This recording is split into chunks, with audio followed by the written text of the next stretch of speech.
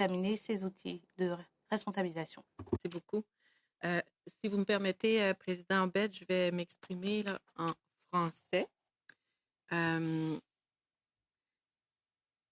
vous le savez, j'ai fait partie d'une grosse enquête nationale et les défis étaient de bien représenter les réalités de cette grande diversité auquel on, on- on représente là, comme premier peuple, les enjeux que votre peuple vive comme les Premières Nations et le peuple métis. Et vous avez mentionné des mécanismes de reddition de comptes. Et comme vous le savez, bon, il y a des projets de loi là, qui vont vers ça.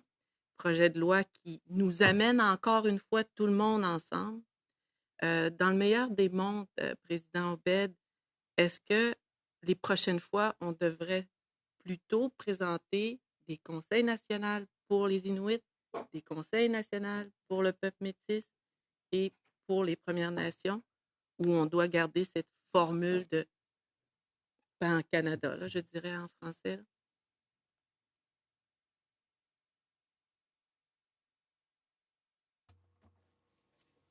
Merci pour votre question, sénatrice Odette. Il y a des moments où les politiques législatives s'appliquent à tous les peuples autochtones du Canada de manière égale. D'autres fois, il y a des particularités dans des domaines politiques où des particularités sont aussi géographiques.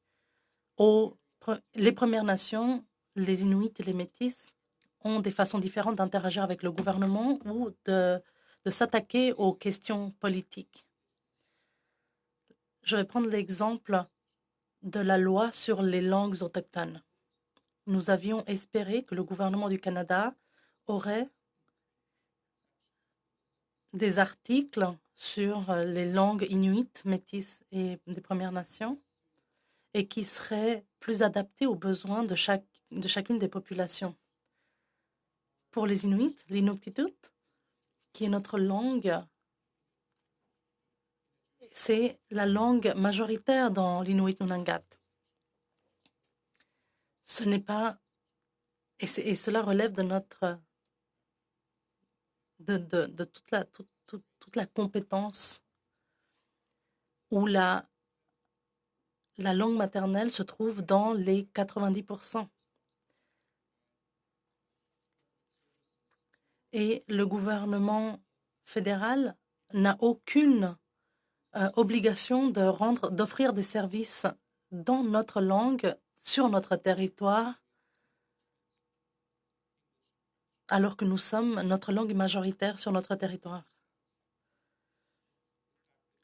Et le fait que nous ne pouvions pas avoir notre langue représentée dans cette loi qui reflète notre réalité,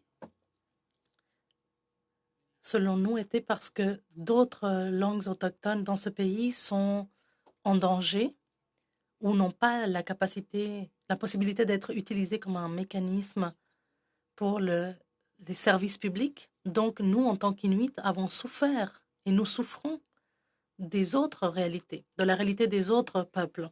C'est un exemple de la façon dont une loi particulière, en fonction des différents peuples, peut aider à agir et à interagir plutôt que de nous rassembler et de nous